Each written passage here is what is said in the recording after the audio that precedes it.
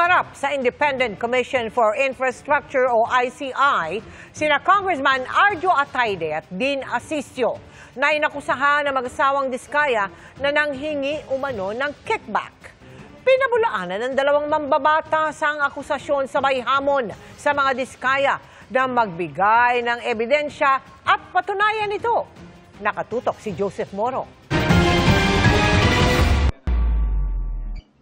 Sina Quezon City 1st District Congressman Arjo Atayde at Caloocan 3rd District Congressman Dean Asisio ang ilan sa mga pinangalanang kongresista na mag-asawang Curly at Sara Diskaya na umano'y humihingi ng 10 hanggang 25% na kickback mula sa mga proyekto.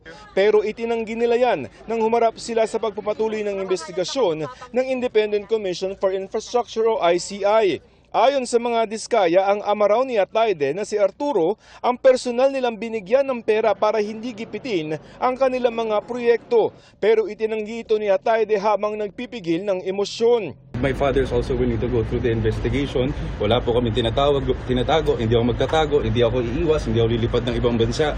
I am here to thoroughly go through the investigation to fight for my innocence po and Sige, we'll do it. Mamaya na, sir. Excuse us. Excuse us. Sa isang pahayag, pagkatapos ng tumestigo, dagdag ni Atayde, lahat daw ng mga flood control project sa kanyang distrito ay ipinanukala ng DPWH. Sinertipikahan din ng DPWH ng mga existing at naipatupad ang mga proyekto sa kanyang distrito at wala raw ghost project doon.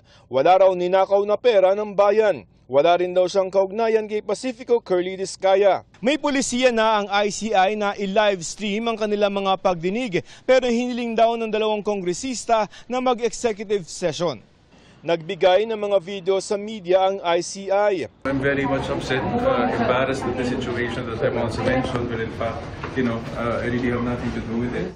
Si Asisio naman, personal umanong binigyan ng cash ng mga Diskaya at nakatala ito sa kanilang ledger. Dininay po natin at paulit-ulit po nating i-deny na meron po tayong kinalaman sa implementation ng mga project sa ating distrito. Isang beses lamang daw niya nakita ang mga Diskaya noong Nobyembre ng isang taon sa isang awarding ceremony. Hiningan daw siya ng ICI ng mga dokumento tungkol sa budget. Kapwa may hamon ng dalawa sa mag-asawang Diskaya. For most open ka-counter, wala na po silang pruweba. So for me, just give us proof first. But ikaw daw it. I mean, of all the congressmen. Patunayan po nila. Sinusubukan naming kunan ng pahayag ang mga Diskaya. Para sa GMA Integrated News, Joseph Morong, nakatutok 24 oras.